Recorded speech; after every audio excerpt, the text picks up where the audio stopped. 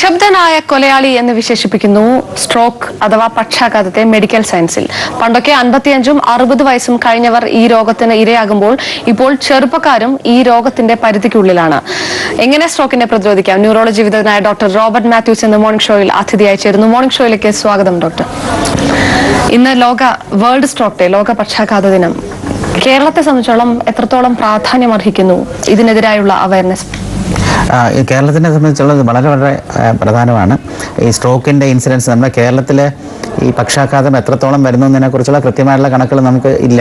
എന്നിരുന്നാലും ചില ചെറിയ പഠനങ്ങളുടെ വെളിച്ചത്തിൽ പറയുകയാണെങ്കിൽ പാശ്ചാത്യ രാജ്യത്തിൽ എത്രത്തോളം ഉണ്ടോ അത്ര തന്നെ കേരളത്തിലും ഈ സ്ട്രോക്ക് രോഗം വരുന്ന ആൾക്കാരുണ്ട്. ഒരു 1000 പേരെടുക്കുമ്പോൾ അതിൽ 5 പേർക്കെങ്കിലും വരുന്നു എന്നുള്ളൊരു അപ്രോക്സിമേഷൻ, ഒരു കണക്ക് നമുക്ക് പറയാവുന്നതാണ്.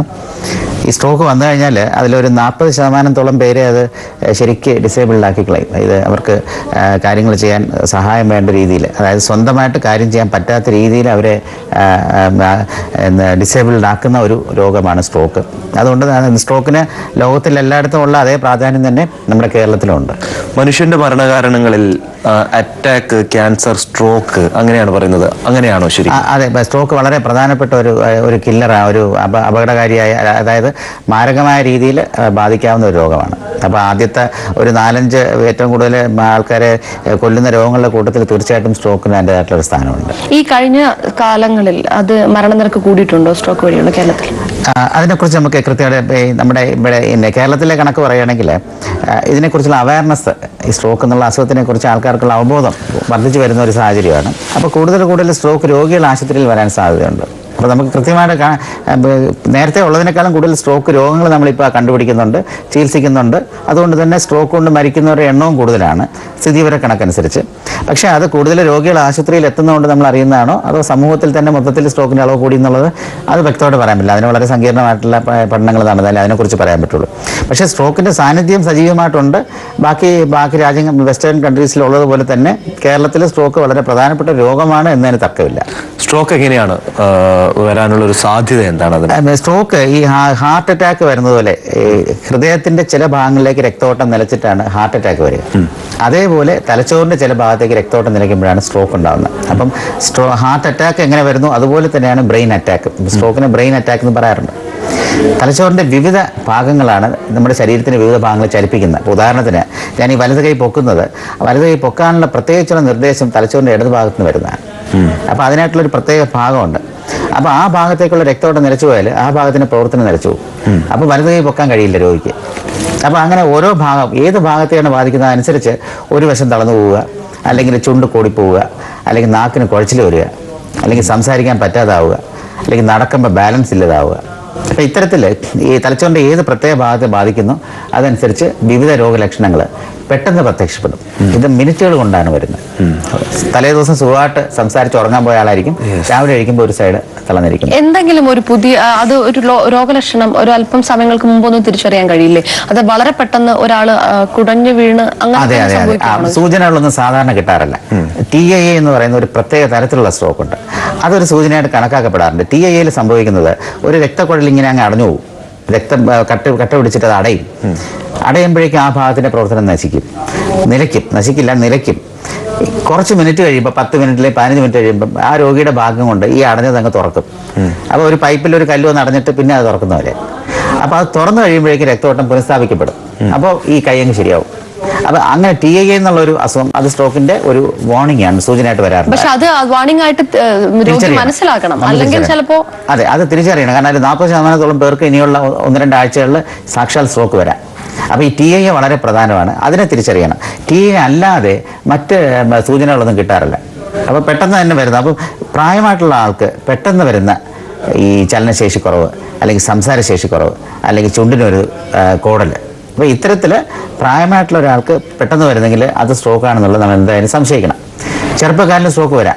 അപ്പോൾ ചെറുപ്പക്കാരന് ഇത് വന്നാലും സ്ട്രോക്കാണെന്ന് സംശയിക്കണം. പക്ഷെ ചെറുപ്പക്കാർക്ക് ഇങ്ങനെയൊക്കെ വരുമ്പോൾ മറ്റു പല കാരണങ്ങളും അതിനകത്തുണ്ടാവാം.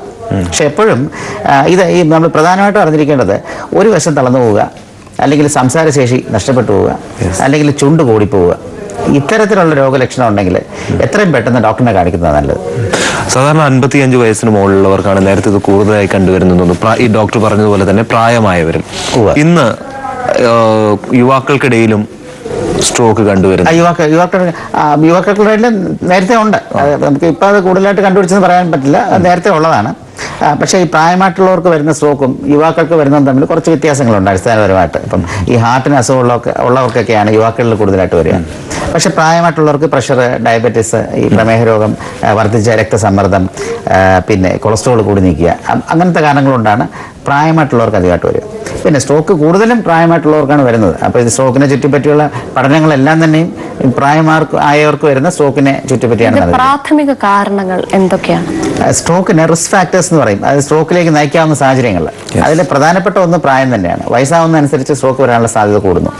ഉയർന്ന രക്തസമ്മർദ്ദം, വർഷങ്ങളായിട്ട് രക്തസമ്മർദ്ദം ഉയർന്നു നിൽക്കുന്നു, ചികിത്സിക്കുന്നില്ല, അത് രക്തക്കുഴലിനെ ഡാമേജ് ചെയ്തിട്ട് സ്ട്രോക്ക് വരാം.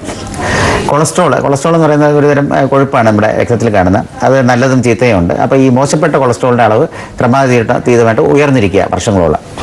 പഞ്ചസാരയുടെ പ്രമേഹ രോഗികൾ പഞ്ചസാര വേണ്ട രീതിയിൽ നിയന്ത്രിക്കാതിരിക്കുക. പിന്നെ സിഗരറ്റ് വലിക്കുന്നത് ഒരു കാരണമാണ്. മദ്യപാനം ഒരു പരിധിവരെ ഇതിലേക്ക് നയിക്കാറുണ്ട്. പിന്നെ ഇതിനോട് അനുബന്ധിച്ച് വരുന്ന ഹാർട്ട് അറ്റാക്ക്, ഹാർട്ടിന് അസുഖം വന്നാൽ അതിൻ്റെ ഭാഗമായിട്ട് സ്ട്രോക്ക് വരാം. അപ്പോൾ ഇത്തരത്തിലുള്ള കുറേ റിസ്ക് ഫാക്ടേഴ്സ് എന്ന് പറയും. ഇതൊക്കെയാണ് സ്ട്രോക്കിലേക്ക് നയിക്കുന്ന സാഹചര്യങ്ങൾ. സ്ത്രീകളിലും പുരുഷന്മാരിലും ഇതിൽ ആനുപാതികമായിട്ട് വ്യത്യാസമുണ്ട്. സ്ട്രോക്ക് വരാനുള്ള സാധ്യത ഏർലിയർ, അതായത് 45 വയസ്സ് 50 വയസ്സ് ആ സമയത്തൊക്കെ ഒരുപക്ഷെ പുരുഷന്മാരിലാണ് കൂടുതലായിട്ട് കാണുക. പക്ഷെ പ്രായമായി കഴിയുമ്പോൾ വലിയൊരു വ്യത്യാസം തമ്മിൽ കാണാറില്ല. 50-60 വയസ്സൊക്കെ ആയി കഴിയുമ്പോഴേക്കും ഏതാണ്ടൊക്കെ ഒരേപോലെ തന്നെയാണ് രണ്ടുപേർക്കും വരുന്നത്. ഡോക്ടർ, ഇപ്പോൾ ഇസ്കീമിക് ഹെമറാജിക് 2 തരം സ്ട്രോക്ക്, അതെ, എന്താണ് ഇത് തമ്മിലുള്ളൊരു വ്യത്യാസം? എന്താണ്? നമ്മുടെ ആ രക്തക്കുഴൽ അടഞ്ഞിട്ട് വരുന്ന സ്ട്രോക്കാണ് ഇസ്കീമിക് സ്ട്രോക്ക് എന്ന് പറയുന്നത്. അതേസമയം രക്തക്കുഴലിൽ പൊട്ടിയിട്ടും വരാം. രക്തക്കുഴലിൽ പൊട്ടി രക്തസ്രാവം വന്നിട്ട് സ്ട്രോക്ക് വരാം. അപ്പം നമ്മളെ ക്ലിനിക്കലി തമ്മിലുള്ള വ്യത്യാസം, ഇസ്കീമിക് സ്ട്രോക്ക് പൊതുവെ താരതമ്യേന ലഘുവായ രീതിയിലാണ് വരിക. ഹെമറാജിക് സ്ട്രോക്ക് താരതമ്യേന കഠിനമായ രീതിയിലാണ് വരിക. പക്ഷേ കൂടുതലും സ്ട്രോക്ക് 80% സ്ട്രോക്ക് ഇസ്കീമിക് സ്ട്രോക്കാണ്. അപ്പോൾ നമ്മൾ സ്ട്രോക്ക് എന്ന് സാധാരണ പറയുമ്പോൾ നമ്മൾ ഉദ്ദേശിക്കുന്നത് ഇസ്കീമിക് സ്ട്രോക്കാണ്. നമുക്ക് മാസാമാസം നടത്തുന്ന ചെക്കപ്പുകൾ അല്ലെങ്കിൽ അത്തരം ചില അവയർനെസ് പ്രോഗ്രാമുകൾ കൊണ്ട് കുറച്ചൊക്കെ ഇതിനെ പ്രതിരോധിക്കാൻ കഴിയും. തീർച്ചയായിട്ടും അത് 60% അല്ലെങ്കിൽ 80% സ്ട്രോക്കും തടയാൻ ആവുന്നതാണെന്നാണ് സ്ഥിതിവിവര കണക്കുകൾ പറയുന്നത്. കൃത്യമായിട്ട് ഈ കൊളസ്ട്രോൾ നോക്കി അത് നിയന്ത്രിക്കുക, പ്രഷർ നോക്കി അത് നിയന്ത്രിക്കുക, പ്രമേഹ രോഗികൾ അത് ഷുഗറിൻ്റെ അളവ് എപ്പോഴും നോർമൽ ലെവലിൽ കൊണ്ടുപോവുക, ക്രമമായ വ്യായാമം, ഒരു ദിവസം 30 മിനിറ്റെങ്കിലും നടക്കുക, അങ്ങനെ ആഴ്ചയിൽ 5 ദിവസമെങ്കിലും നടക്കുക, ആഹാരത്തിലെ പൊതുവായിട്ടുള്ളൊരു നിയന്ത്രണം, പ്രത്യേകിച്ച് കൊഴുപ്പടങ്ങിയ ആഹാരങ്ങൾ വലുതായിട്ട് കഴിക്കാതിരിക്കുക, ഉപ്പ് അമിതമായിട്ട് ഉപയോഗിക്കാതിരിക്കുക, പിന്നെ പ്രമേഹ രോഗമുള്ളവർ അതിന് ചേർന്ന തരത്തിൽ ആഹാരം ക്രമീകരിക്കുക. അപ്പോൾ അത്തരത്തിൽ ആഹാരത്തിനുള്ള ചില നിയന്ത്രണം, കൃത്യമായ വ്യായാമം, പിന്നെ ഒരിക്കൽ അസുഖം വന്നവർക്ക് വീണ്ടും വരാനുള്ള റിസ്ക് ഉണ്ട്. ഹാർട്ട് അറ്റാക്ക് വന്നവർക്ക് ഇത് വരാം. അപ്പോൾ അങ്ങനെയുള്ളവർ കൃത്യമായിട്ട് മരുന്ന് കഴിക്കുക. അപ്പം ഇത് വന്നു കഴിഞ്ഞാൽ ഏറ്റവും എത്രയും പെട്ടെന്ന് തന്നെ ആശുപത്രിയിലേക്ക് എത്തിക്കുക, അതിനുള്ളൊരു സമയം ഇത്ര സമയത്തിനുള്ളിൽ എത്തിക്കണമെന്നുണ്ടോ? അത് വളരെ പ്രധാനപ്പെട്ട ഒരു കാര്യമാണ്. ഈ സ്ട്രോക്കിന് ഇന്ന് വളരെ ഫലപ്രദമായിട്ടുള്ള ഒരു മരുന്നുണ്ട്. ത്രോംബോളിസിസ് എന്ന് പറയുന്ന ഒരു പ്രത്യേക തരത്തിലുള്ള ചികിത്സാ രീതിയാണ്. അതൊരു മരുന്ന് കുത്തിവെക്കുന്നു, അത്രേ ഉള്ളൂ. പക്ഷേ അത് ഇസ്കീമിക് സ്ട്രോക്കിന് മാത്രമേ അത് കൊടുക്കാൻ പറ്റുള്ളൂ. സ്ട്രോക്ക് വന്ന് 4.5 മണിക്കൂറിനകത്ത് ഈ മരുന്ന് കൊടുത്തിരിക്കണം. അപ്പോൾ എല്ലാവർക്കും കൊടുക്കാൻ പറ്റില്ല. ചില പ്രത്യേക തരത്തിലുള്ള സ്ട്രോക്ക് ആണെങ്കിൽ കൊടുക്കാൻ പറ്റും, ചിലർക്ക് കൊടുക്കാൻ പറ്റില്ല. അപ്പം സ്ട്രോക്ക് ഏത് തരം എന്നുള്ള അറിയണമെങ്കിൽ സ്കാൻ എടുക്കണം. അപ്പം സ്ട്രോക്ക് വന്ന് 4.5 മണിക്കൂറിനുള്ളിൽ രോഗി ആശുപത്രിയിലെത്തി സ്കാൻ എടുത്ത് ആ സ്കാനിന് ഒരു സ്ട്രോക്ക് വിദഗ്ധൻ കണ്ട് ഈ ത്രോംബോളിറ്റിക് തെറാപ്പി കൊടുക്കാം എന്ന് തീരുമാനിച്ച് അത് കൊടുത്തു തുടങ്ങണം. ഇന്ന് മതിയായ ചികിത്സയുണ്ടോ നമ്മുടെ സംസ്ഥാനത്ത്? ചികിത്സാ സംവിധാനങ്ങൾ ഇപ്പോൾ വളരെ വളരെ മെച്ചപ്പെട്ടിട്ടുണ്ട്. വലിയ ആശുപത്രികളിലെല്ലാം തന്നെ ഈ ത്രോംബോളിസിസ് ട്രീറ്റ്മെന്റ് വരെ കൊടുക്കാനുള്ള സംവിധാനമുണ്ട്. അപ്പോൾ ഇപ്പോഴത്തെ നമ്മുടെ പ്രധാനപ്പെട്ട പ്രശ്നം സമയത്തിന് രോഗികളെ കിട്ടുന്നില്ല എന്നുള്ളതാണ്. ഈ 4.5 മണിക്കൂറിനുള്ളിൽ കിട്ടുന്നില്ല. അപ്പോൾ അതിനെക്കുറിച്ചുള്ള ഒരു അവബോധം, ചെറിയ സംശയം ഉണ്ടെങ്കിൽ പോലും ഒരുപക്ഷെ ഇത് ഗൗരവത്തോടെ എടുക്കുന്നുണ്ടാവില്ല. ഒരു ഭാഗം തളർന്നു പോകുമ്പോൾ അത് സ്ട്രോക്ക് ആണെന്നുള്ള ഒരു ചിന്ത സ്ട്രോക്കിനെ കുറിച്ച് അറിയില്ല. തളർന്നിരിക്കുമ്പോൾ അത് മരവിച്ചാണോ, നീരിറക്കമാണോ, അല്ലെങ്കിൽ വാദമാണോ, എന്തെങ്കിലുമൊക്കെ ആകുമ്പോൾ രാവിലെ ഇത് തളരും. പക്ഷെ ഉച്ചവരെ അവർ ആലോചിച്ചുകൊണ്ടിരിക്കും. വൈകിട്ടായിരിക്കും ഡോക്ടർക്ക് പോവുക. അപ്പോൾ ആദ്യത്തെ ഒരു ഡോക്ടറെ കണ്ട് ഡോക്ടർ ഇത് കണ്ടുപിടിച്ചിട്ട് പിന്നെ പറഞ്ഞയക്കുന്നു. പക്ഷേ 4.5 മണിക്കൂറിന് മുമ്പാണ് അല്ലെങ്കിൽ പോലും 48 മണിക്കൂറിനകത്ത് കൊടുക്കാവുന്ന ആസ്പിരിൻ എന്നുള്ള നല്ലൊരു ഗുളികയുണ്ട്. അപ്പോൾ അതുകൊണ്ട് 4.5 മണിക്കൂർ കഴിഞ്ഞെന്ന് പറഞ്ഞ് പോകാതിരിക്കേണ്ട. ഇത് എപ്പോഴും ഒരു അസിസ്റ്റൻസ് വേണം. ഇപ്പോൾ ഹോസ്പിറ്റലിൽ എത്തിക്കണമെന്നുണ്ടെങ്കിലും സ്ട്രോക്ക് ആണ് തിരിച്ചറിയണം. ഒറ്റയ്ക്ക് വീടുകൾ കഴിയുന്ന ഒരുപാട് വൃദ്ധജനങ്ങൾ കേരളത്തിലുണ്ട്. അപ്പൊ അവരെ സംബന്ധിച്ചിടത്തോളം ഇത്തരം ഒരു പ്രതിസന്ധിയിലോട്ട് സ്വയം പോകുകയാണെങ്കിൽ സ്വയം എങ്ങനെ ഇതിനെ എന്ത് ചെയ്യാൻ കഴിയും? നമ്മുടെ നാട്ടിൽ ഇപ്പോഴേ ഹെൽപ്പ് ലൈൻ ധാരാളം ഉണ്ടല്ലോ. നമ്മുടെ സർക്കാരിന്റെ തന്നെ ആംബുലൻസ് സർവീസ് ഉണ്ട്, പിന്നെ പ്രൈവറ്റ് ആയിട്ടുള്ള ധാരാളം സർവീസുകളുണ്ട്. ഇതിൽ കുറെ ഡോക്ടേഴ്സ് നേരിട്ട് ഫോണിൽ കൂടി തന്നെ അസുഖം കണ്ടുപിടിച്ച് ആശുപത്രിയിലേക്ക് അവരെ കൊണ്ടുവരുന്ന സാഹചര്യം, അങ്ങനത്തെ സംവിധാനങ്ങളുണ്ട്. അപ്പം ഇപ്പോഴത്തെ ഒരു അവസ്ഥ പറയുകയാണെങ്കിൽ രോഗി ഇത് തിരിച്ചറിയുകയാണെങ്കിൽ, ബന്ധുക്കൾ തിരിച്ചറിയുകയാണെങ്കിൽ പെട്ടെന്ന് ആശുപത്രിയിൽ വരാനും ചികിത്സ കിട്ടാനുള്ള സംവിധാനമുണ്ട്. അപ്പം രോഗിയുടെ സൈഡിൽ നിന്ന് ഇത് തിരിച്ചറിയാനുള്ള ഒരു താമസമാണ് പ്രധാനമായിട്ടും ഒരു തടസ്സമായിട്ട് ഇപ്പോൾ നിൽക്കുന്നത്. ഈ ലോക പക്ഷാഘാത ദിനത്തിലെ സന്ദേശം എന്താണ്? കെയറിങ്, ഈ സ്ട്രോക്ക് ഉള്ളവർക്ക് നല്ലൊരു കെയർ കൊടുക്കുക എന്നുള്ളതാണ്. പിന്നെ ടൈം ഇസ് ബ്രെയിൻ. എത്രയും പെട്ടെന്ന് സ്ട്രോക്ക് വന്നാൽ എത്ര നേരത്തെ ആശുപത്രിയിലെത്തുന്നോ അത്രയ്ക്ക് തലച്ചോറിനെ രക്ഷിക്കാൻ പറ്റും. ഈ ഒരു മെസ്സേജാണ് നമ്മൾ പൊതുവെ കൊടുക്കാൻ ഉദ്ദേശിക്കുന്നത്. തീർച്ചയായും ഈ സന്ദേശം ഏതായാലും ജനങ്ങളിലേക്ക് എത്തിക്കട്ടെ. ലോക പക്ഷാഘാത ദിനത്തിലെ അവയർനെസ് ക്യാമ്പയിനുകൾക്ക് അതിന് കഴിയട്ടെ എന്ന് കൂടി നമുക്ക് ചുരുങ്ങിയ സമയത്തിൽ വളരെയേറെ വിവരങ്ങൾ കൈമാറിയതിന് വളരെയധികം നന്ദി ഡോക്ടർ. മോർണിംഗ് ഷോയിൽ അതിഥിയായി മോർണിംഗ് ഷോയിൽ ഇടവേള.